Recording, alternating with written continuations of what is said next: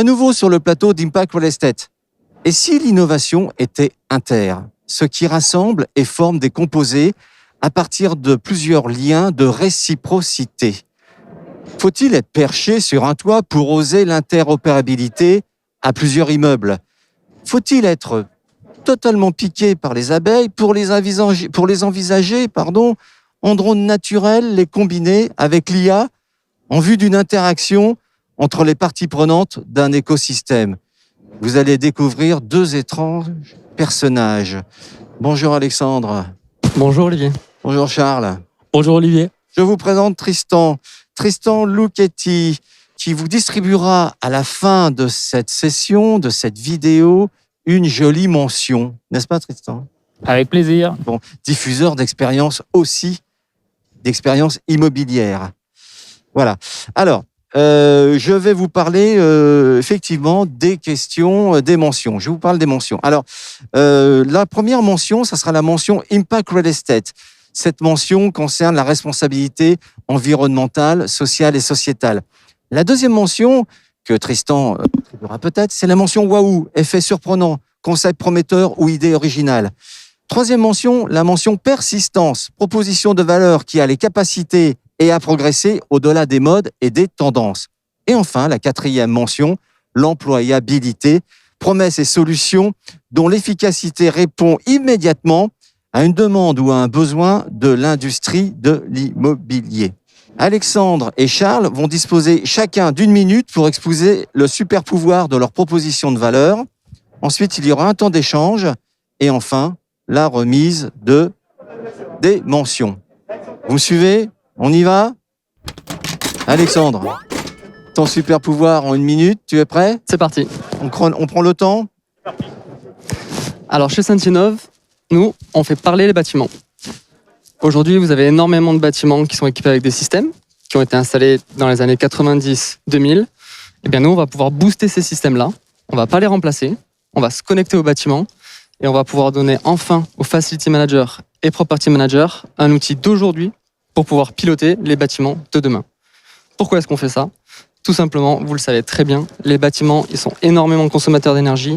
C'est une des premières sources de consommation d'énergie mondiale. Et pourtant, si on fait rien, si on trouve aucun moyen de pouvoir améliorer leur fonctionnement, on court vers la catastrophe. Donc la solution aujourd'hui, c'est pas de tout remplacer.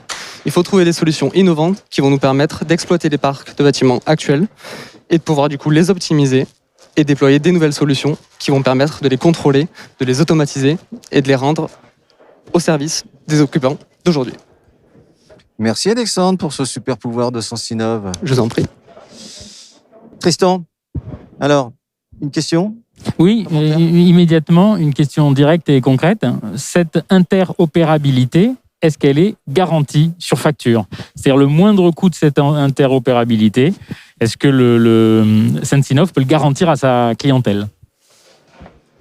Tout à fait. L'interopérabilité, ça reste notre expertise principale. L'objectif de l'interopérabilité, ça va de pouvoir faire fonctionner différents équipements entre eux. Aujourd'hui, vous avez des équipements qui fonctionnent en silo. Si on arrive à combiner la puissance de ces équipements, donc par exemple un rooftop sur un bâtiment et des capteurs IoT placés dans le bâtiment, vous allez pouvoir décupler les possibilités de contrôle et d'automatisation du bâtiment. Et tout le monde est gagnant à la fin. Alexandre, bâtiment seul égale idiot et trop isolé. Et bâtiment relié égale vraiment intelligent. C'est la nouvelle définition du bâtiment intelligent?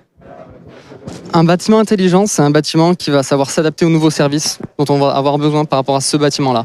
Tout ce qui va être gestion de l'espace, économie d'énergie, maintenance prédictive, tout ça, c'est des services dont on a besoin aujourd'hui. Et pour pouvoir avoir ces services-là, heureusement, je dirais, il faut pouvoir connecter ces bâtiments-là. Merci Alexandre. Charles. Olivier. Et ses abeilles. Prêt pour une minute de super pouvoir? On va essayer, Olivier. On va donner le meilleur. Ok, Tristan, on envoie le temps? Top. Donc chez Biodiversity, notre raison d'être, c'est de créer de la valeur en régénérant la biodiversité et en diminuant les pollutions. Et on a un produit phare qui s'appelle le biomonitoring, où on va réaliser des audits environnementaux avec et grâce aux abeilles. Donc concrètement, comment ça marche? On arrive sur un site d'activité, on installe nos ruches et on va récupérer le pollen que butinent les abeilles. Et ce pollen-là, on va le faire analyser par des laboratoires partenaires et on va mesurer la présence et la concentration de plus de 500 pesticides, de 25 métaux lourds, de HAP, COV, dioxine. Et aussi, surtout, on va avoir des vrais indicateurs quantitatifs sur la biodiversité végétale. À une échelle de 700 hectares, je vais pouvoir vous dire, il y a tant de rosiers, il y a tant de pruniers, il y a tel type de haies, mais avec des indicateurs quantitatifs et pas seulement qualitatifs. Pour l'immobilier, ce qui va les intéresser, c'est d'avoir un état des lieux avant, travaux, pendant et après, dans la durée, pour améliorer leur relation avec les parties prenantes. Merci Charles. Tristan, ça t'inspire quoi? Mais écoute, moi je trouve ça génial parce que monitorer les abeilles pour évaluer la qualité de la biodiversité et de son évolution, j'allais presque dire de sa dégradation malheureusement, c'est vraiment une idée géniale. Et il y a une question que j'ai envie de te poser, Charles, c'est finalement, est-ce que aujourd'hui la nature c'est gratuit ? Est-ce qu'il ne faudrait pas mettre une valeur sur la nature pour mieux la protéger et pénaliser ceux qui la mettent à mal ? Il y a des réflexions qui sont en cours depuis des années. C'est la notion d'externalité positive. Donc, il y a des grands économistes, des grands chercheurs au plan mondial qui réfléchissent à ça. Et effectivement, on souffre d'indicateurs, justement, et c'est là où on a une plus-value. On souffre de données, c'est-à-dire on raisonne en termes de données économiques, mais on ne raisonne pas en termes de données environnementales qui ont un impact sur l'économie. Et c'est justement ça la différence de Biodiversity, c'est qu'on amène des indicateurs qui vont servir l'économie, et j'ai envie de dire l'économie durable, l'économie positive. Charles, le concept de biodiversity, c'est plus ruralité ou aussi urbanité? C'est tout terrain. Et Olivier, tu parles à un Limousin, donc la ruralité profonde de la France que j'aime, à laquelle je suis attaché. Notre outil est à disposition de tout le monde. Les urbains et les ruraux. Tout terrain. Ok. Merci Charles. Alors, Tristan, c'est l'heure des mentions. Sensinov, quelle mention? Sensinov, pour moi, sans hésiter, employabilité, parce que c'est un système interopérable. Et le fait de pouvoir intégrer sur une seule et unique plateforme tous les outils et tous les systèmes, quelle que soit leur génération, quelle que soit leur marque, quelle que soit leur vocation, c'est vraiment génial. C'est le Graal de tous les facility managers et de tous les property managers. C'est un peu comme si à l'ONU, on n'avait plus besoin d'interprètes pour se comprendre. Je suis sûr que tout marcherait bien mieux. Exactement. Donc, employabilité, c'est concret, c'est immédiat et c'est opérationnel. Pour ma part, pas mieux. Effectivement, employabilité. Bravo à Sensinov. Merci. Et les abeilles, alors, biodiversité. Les abeilles, au moment où on est rentré dans la 6e extinction de masse, où j'ai lu qu'il y avait 68% des vertébrés qui avaient disparu depuis 50 ans, j'ai lu aussi que les insectes qui faisaient la pollinisation, ça représentait 265 milliards de participation à l'économie mondiale.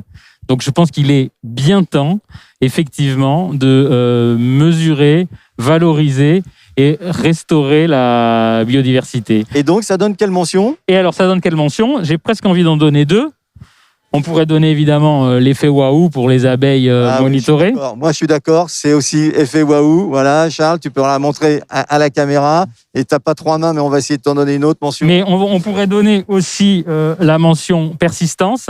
Parce que effectivement, on n'est pas dans la mode et on n'est pas dans la tendance. Si on ne s'occupe pas de la biodiversité, demain, il n'y aura plus d'immobilier non plus. Biodiversity, au-delà de la ruche cosmétique et de la ruche com, on est d'accord aussi. Et alors, je sens que tu veux en donner une autre. Oh, écoute, allez. Ouais, il y a tellement d'impact. C'est le grand vainqueur. L'esthète, bien sûr, avec tous les impacts. Mais globalement, c'est à partager entre vous deux, ça, quand même. Parce que l'interopérabilité, c'est aussi consommer moins. Je pense c'est aussi préserver beaucoup de choses et ne serait-ce que déjà préserver le temps humain pour peut-être se coller un petit peu plus au temps terrien. Voilà. Merci Alexandre, merci Charles, merci Tristan. Merci Olivier. D'un côté, faire cohérence avec une technologie moins disparate pour être plus interprétable. Merci à Sensinov. Et du côté des ruches, des abeilles, du pollen et de l'IA pour interpréter les territoires. Merci à Biodiversity et aussi à Valérie Faube qui a préparé cet entretien avec moi. C'est confirmé, l'innovation, c'est Inter.